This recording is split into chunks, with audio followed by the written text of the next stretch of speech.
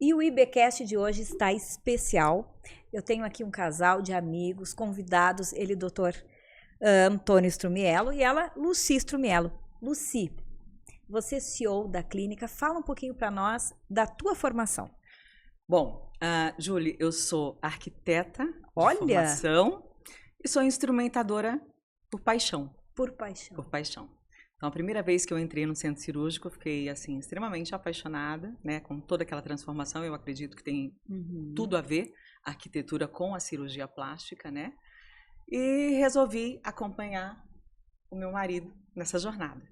Como vocês se conheceram? Foi na área médica mesmo? Não, na verdade, nós nos conhecemos no aeroporto. No aeroporto? No aeroporto. Eu tinha ido a Florianópolis com uns amigos para uma pescaria e na volta, a família dela que mora em Florianópolis, nós nos encontramos no aeroporto e tudo se iniciou nesse momento. E você já estava nessa área da saúde? Não. Eu continuava como arquiteta e aí logo em seguida veio a pandemia, né? Eu precisei fechar o escritório.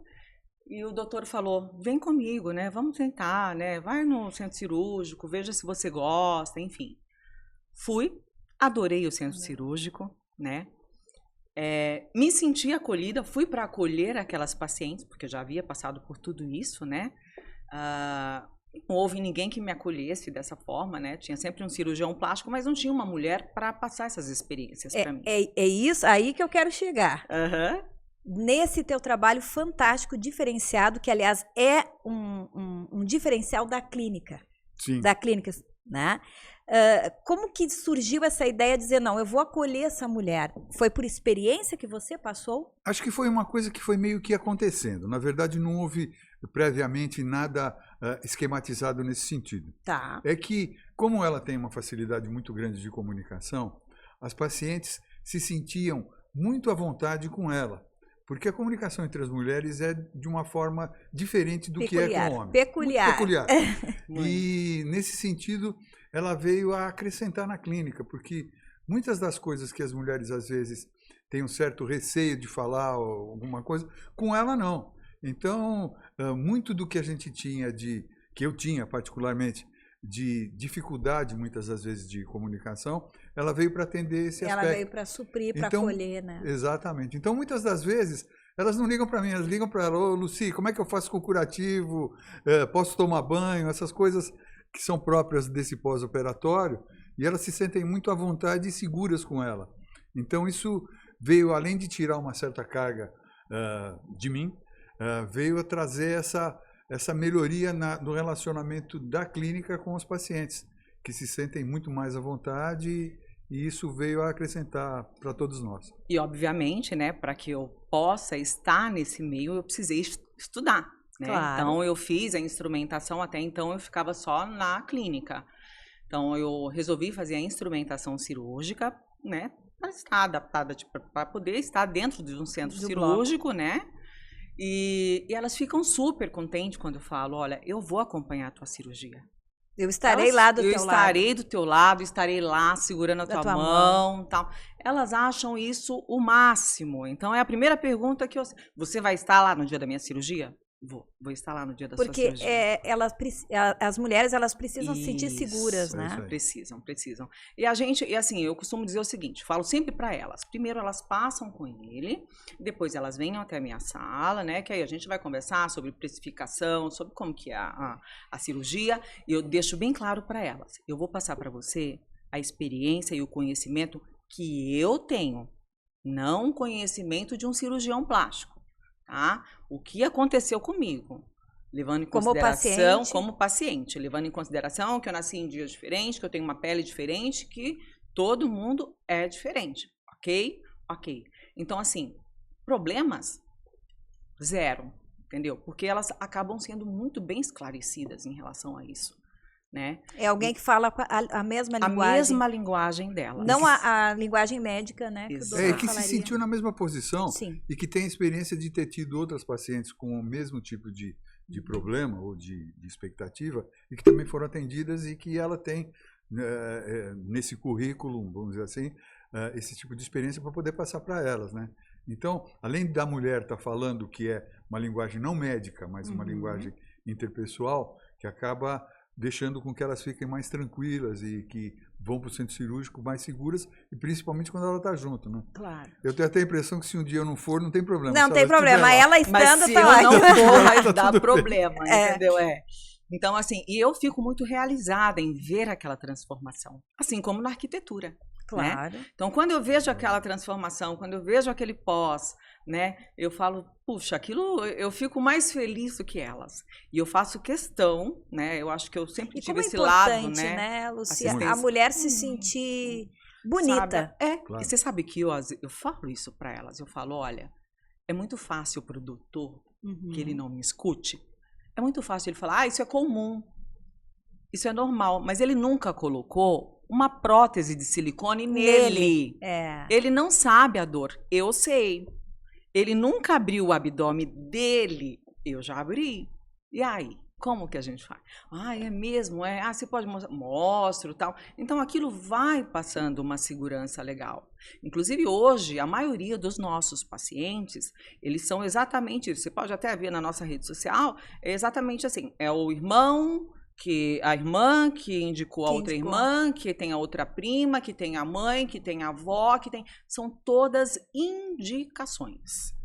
Entendeu? Entendi. E isso é muito legal. E como funciona a clínica? Você tem o teu trabalho de acolhimento, tem o trabalho do doutor de cirurgia plástica, vocês têm outros segmentos, como é que funciona a clínica de A gente apoio? tem, assim, bom, primeiro, o paciente vai para o consultório para uma consulta, e nessa consulta a gente faz, obviamente, uma avaliação, e a perspectiva ou a indicação das cirurgias dentro daquilo que ela deseja.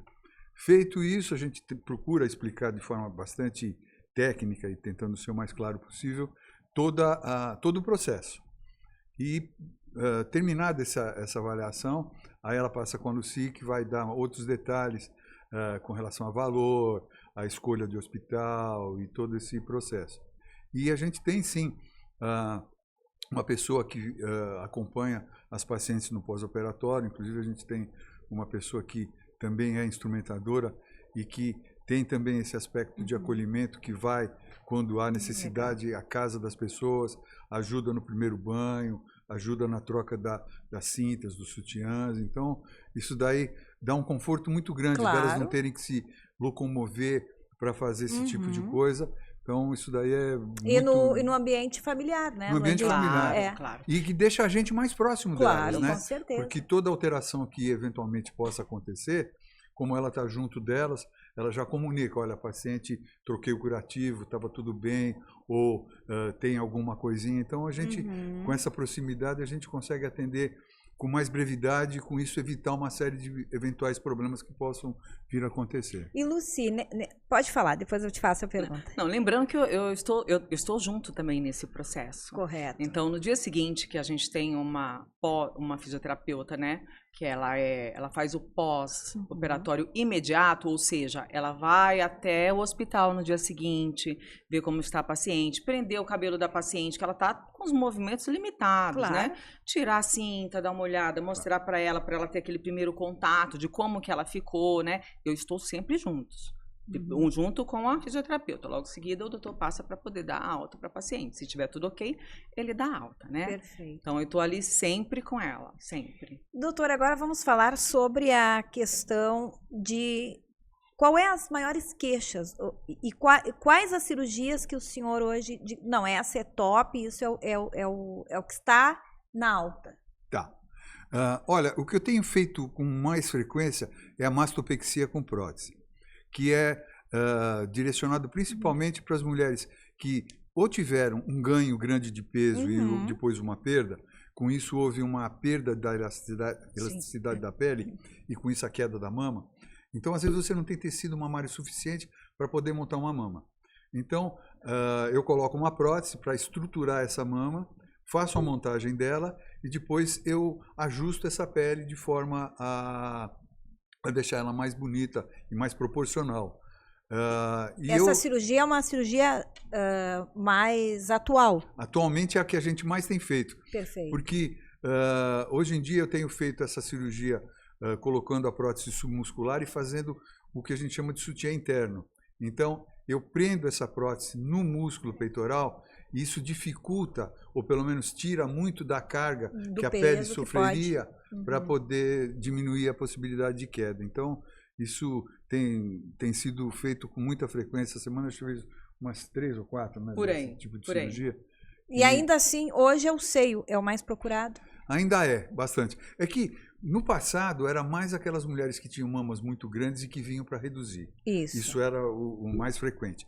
E uma das coisas que a gente faz muito também é abdômen, né? Principalmente nesses casos ou de gravidez ou de grandes ganhos de peso e esse volume acaba alterando a pele. Então é uma cirurgia que se faz com bastante frequência também. Perfeito.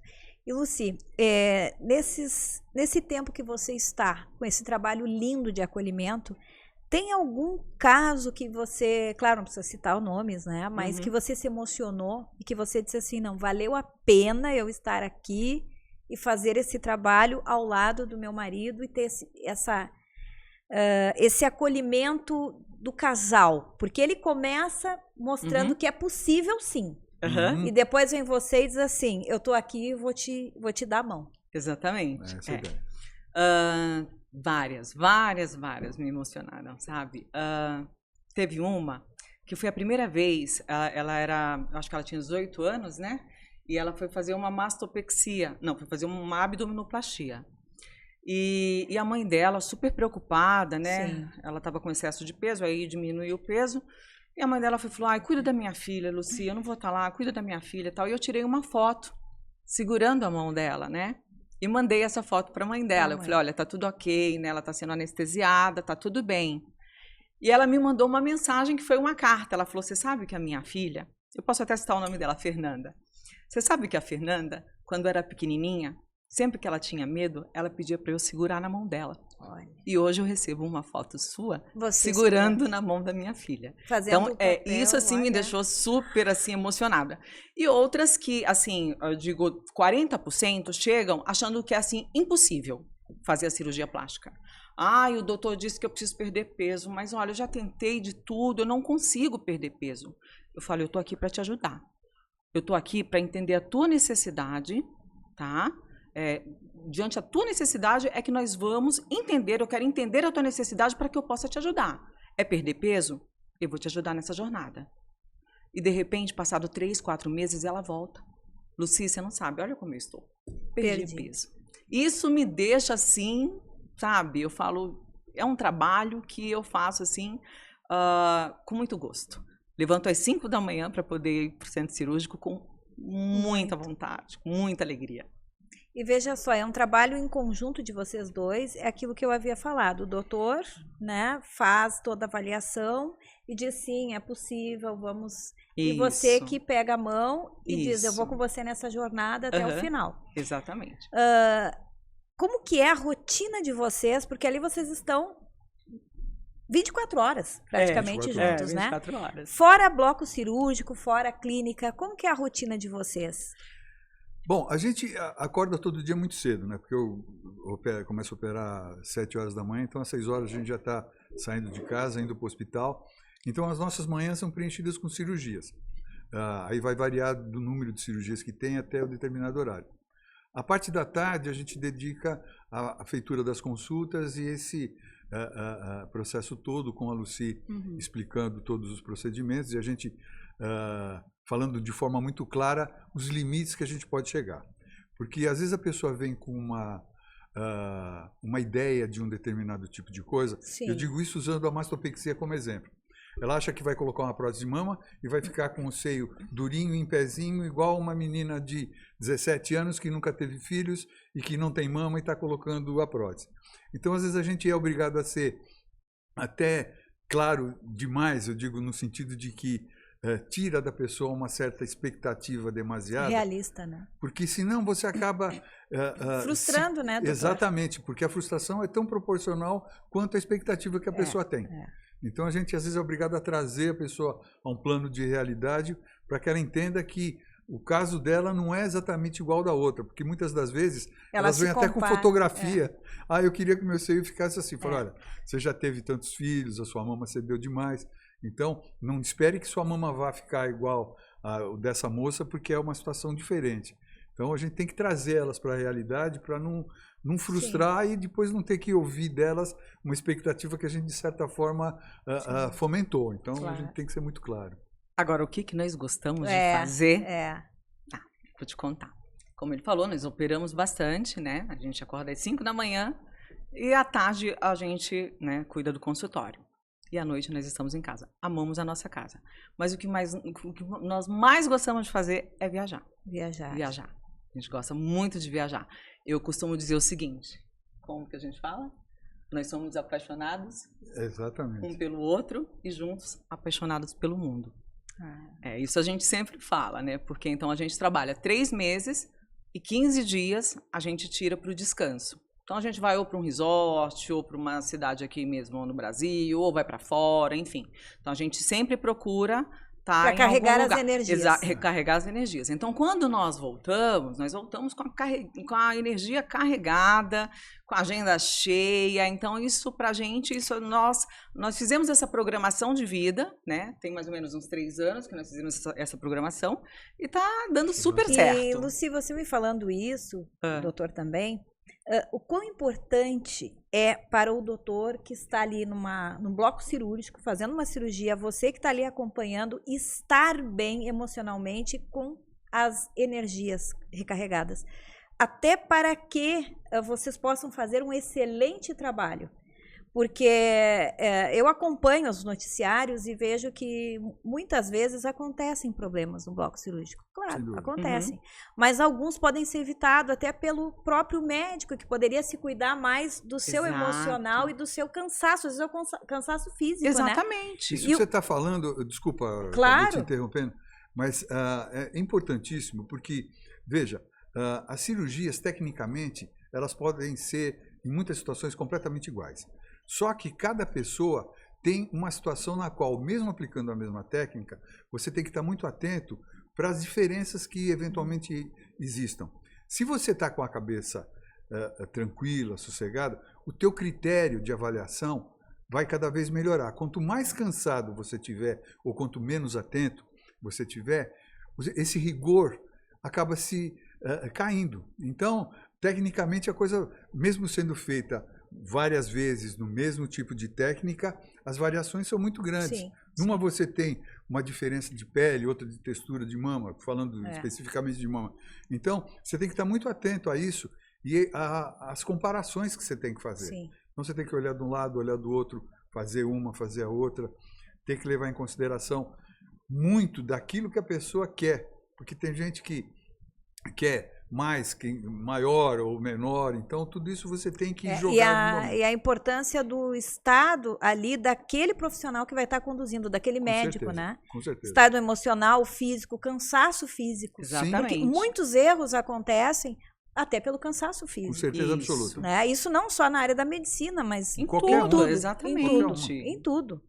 E isso traz uma tranquilidade para o paciente de vocês, né? Saber que vocês estão ali atentos para, opa, stop, vamos dar uma viajada, vamos sair, que nós estamos precisando para voltar com a carga. Exatamente. Total. Então, passou os 3 meses, vamos dar nossa viajada, 15 dias fora. Então, a gente vai conhecer lugares diferentes, isso é super bacana, muito legal. Voltamos com essa energia carregada. Lucy, e quais os projetos, o que você está vendo que você possa implementar? Porque hoje vocês têm um diferencial na clínica. Temos. Que é o atendimento humanizado, é o atendimento do doutor. Isso. Né? Toda essa... Porque eu acredito que vocês ali são uma família que exatamente. acolhem outras famílias. Exatamente. Né? Exatamente. E ali se cria uma família só. Exatamente. Tá? O que você tem para nos dizer sobre implementação, você ou o doutor, né? O que está chegando aí? Hoje nós temos o Instituto Lumielo. Né? E eu penso muito, eu digo para ele todos os dias, eu estudo bastante sobre isso. Então, eu procuro primeiramente assim esse autoconhecimento que eu acho que tem que ser constante, né? Porque eu preciso passar isso para as minhas pacientes, obviamente, para as nossas pacientes.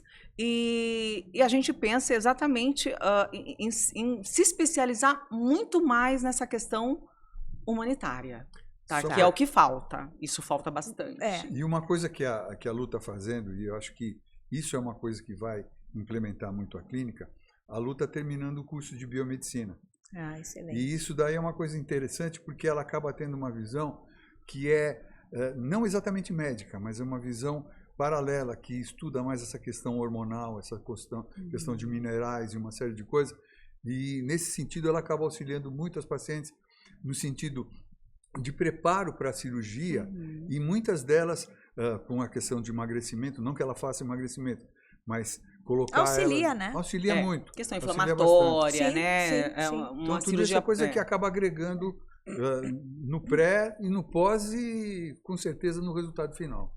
Excelente. Isso. Então, essas são as... E Isso. o que o doutor vê na área da cirurgia? O que o senhor pode dizer aí que Que está acontecendo. que está acontecendo, que pode vir e que está vindo? Eu acho que está havendo, assim, tem vindo um grupo com algumas implementações em termos de cirurgia. Por exemplo, hoje em dia, a visão que se tinha há 30 anos atrás da cirurgia de face, por exemplo, era você descolar a pele e retirar o que tinha de excesso. Então, o aspecto era muito artificial, na verdade, porque a cirurgia era focada única e exclusivamente na pele. Hoje em dia, o tratamento que há alguns anos atrás, há uns 15 anos, 20 anos, passou a ser o tratamento da parte profunda, ou seja, da parte da musculatura, e você retirar só o que havia de excesso de pele, hoje em dia já está mais um passo à frente, que é uma situação na qual a gente trata a musculatura na profundidade.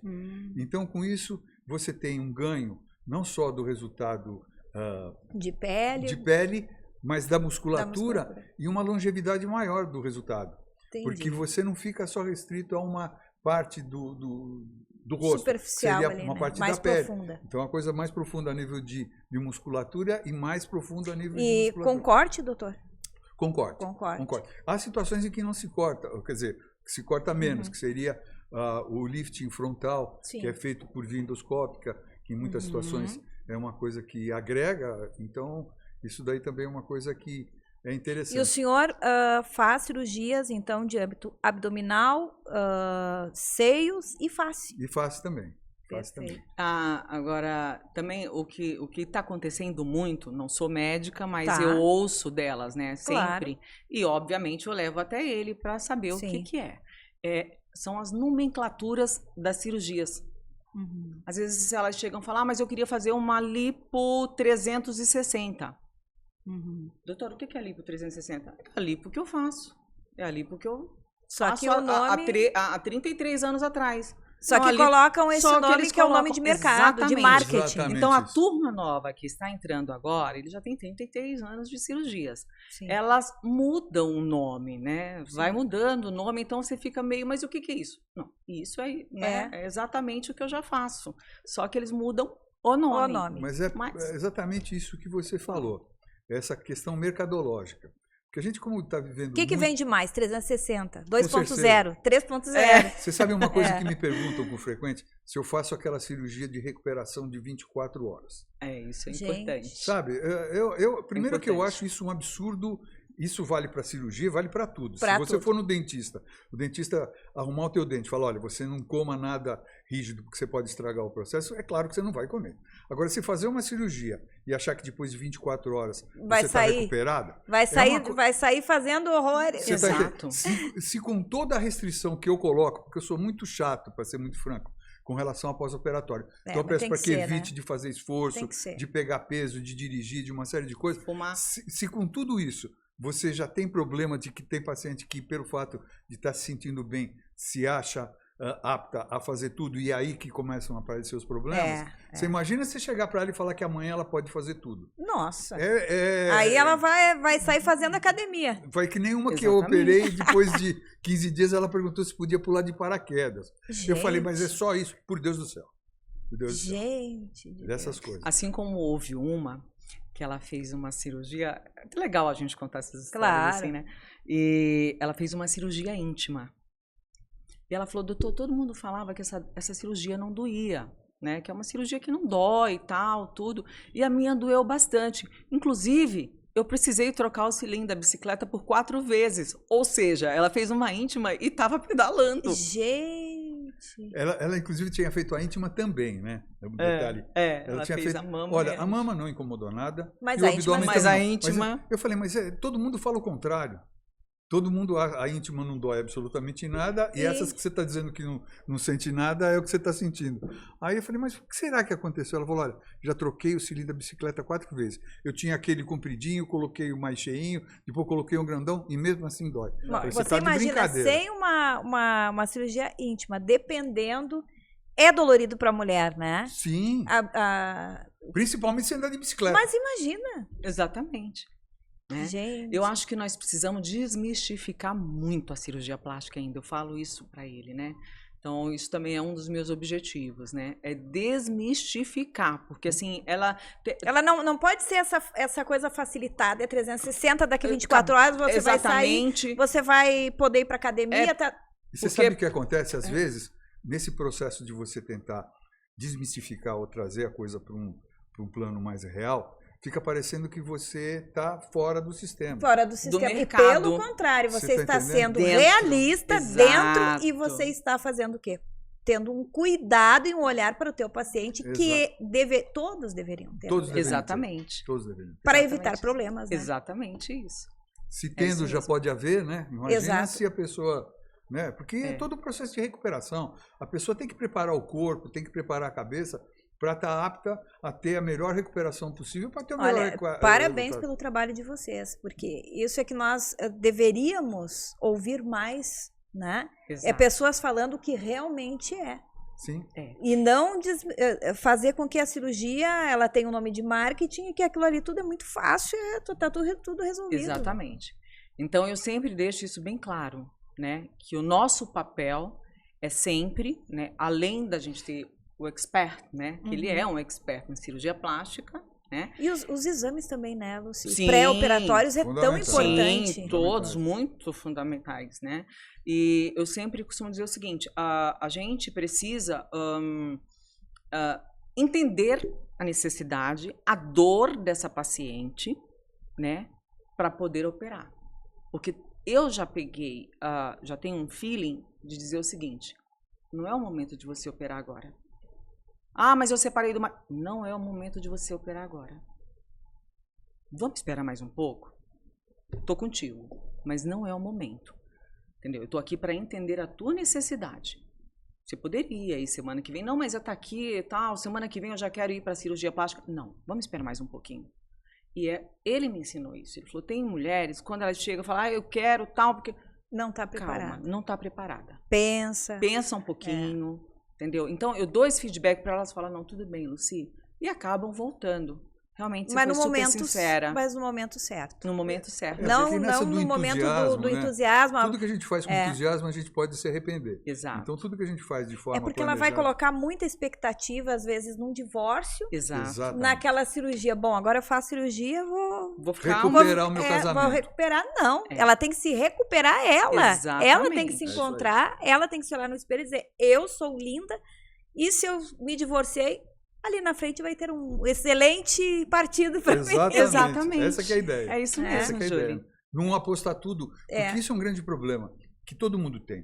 E na cirurgia a gente vê muito isso. Sim. Que é exatamente o que você falou. A pessoa apostar tudo na cirurgia e querer que disso tudo que ela fez resolva todos os problemas que ela tem, ou o eventual problema que ela tenha. Que não é bem assim que a coisa acontece. Ela tem que fazer por ela. Não pelo terceiro, né? Exatamente. Lucy, para terminar aí, doutor, gostaria que vocês deixassem uma palavra aí para o nosso espectador que está nos assistindo aí no nosso podcast sobre o que é beleza para vocês e principalmente conselhos para aqueles que querem fazer uma cirurgia plástica, que estão pensando, mulheres, homens, enfim. Bom, a beleza, eu acredito que ela não seja só aquela beleza externa. Acho que a beleza ela começa lá de dentro. Com as suas atitudes, né? Com a tua educação. E para aquelas que querem, de fato, fazer uma cirurgia plástica, eu acredito, sempre falo isso para todas as pacientes que vão até a minha sala.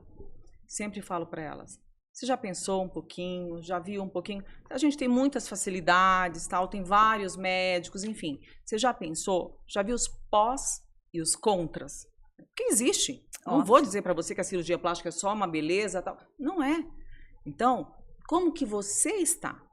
Então, eu acredito que a pessoa, primeiramente, ela tem que se tratar. fazer aquela cirurgia plástica da alma. Depois, a gente cuida do corpo. No corpo. Doutor, Eu concordo. excelente colocação. Concordo plenamente com isso. E eu acho assim, porque o que eu sempre digo para as minhas pacientes é o seguinte, ninguém se vê com os olhos que nós nos vemos. Então, uma coisa que a gente olha no espelho e não agrada a gente, para o outro pode passar desapercebido. Então, essa questão de fazer a cirurgia, como você mesma colocou, a pessoa tem que fazer a cirurgia para ela, não é para outra pessoa.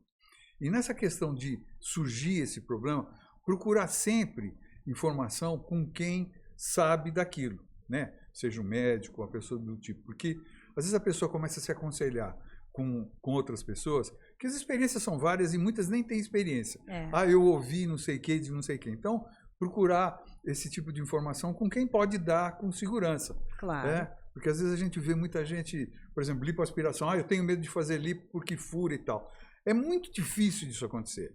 Se isso for feito. É difícil, doutor. É importante ter colocado isso. Porque o que acontece? Tudo tem técnica determinada para se fazer esse tipo de coisa. Então, quem tem treinamento para isso, eu sempre digo, por exemplo, seria uma pessoa que não teria a menor condição de ter um revólver, ter uma arma, porque eu não saberia usar. A mesma coisa se vale para esse tipo de cirurgia. Entendi. Dada a simplicidade da execução dessa cirurgia, muita gente que não é habilitado acaba fazendo. E essa falta de habilidade é que acaba gerando uma série de problemas. Então, e o que causa habilidade? É a constância? O treinamento. A constância? A constância também. Tá. Se uma pessoa que não seja nem médico ficar junto com uma pessoa que tem experiência em fazer aquilo, dada a simplicidade da execução, ela pode acabar fazendo. Estou sendo até... não deveria estar falando isso, mas é um fato. Diferentemente, por exemplo, de uma mama, que você tem que ter conceitos técnicos muito apurados para fazer, a lipoaspiração, sendo assim bem simplório na explicação, é você ter um caninho com um vácuo que puxa a gordura. É basicamente isso. Porém, tem que ter... Porém, tem que saber onde está pisando. Exatamente. Você porque ali tem muitos órgãos, né? Tem pode ser muito furado, né? Na verdade, não tem. Porque a lipoaspiração, ela é feita entre a pele e a camada muscular. Tá. Isso tem que ser sempre feito paralelamente à pele. Ou seja, reto, exatamente. Ali naquele meio, naquele reto. mesmo plano. Certo. Porque para você entrar dentro da cavidade abdominal, com um instrumento que não tenha a condição de fazer a perfuração, você tem que ser muito violento.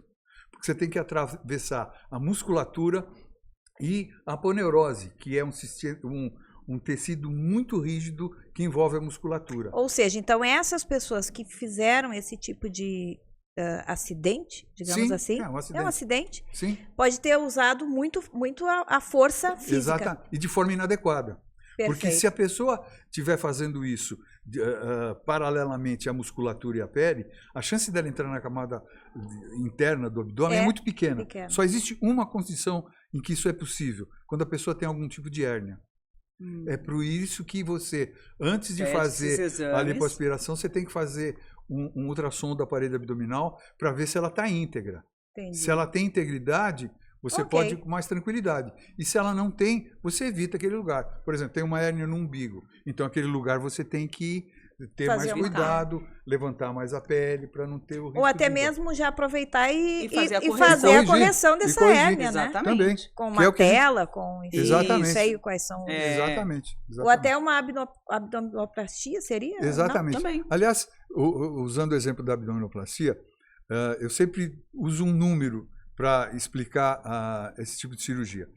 Normalmente, além da flacidez da pele, ela deve ter algum tipo de irregularidade na camada gordurosa. Então, em cada 100 mulheres, uma pode fazer só o abdômen.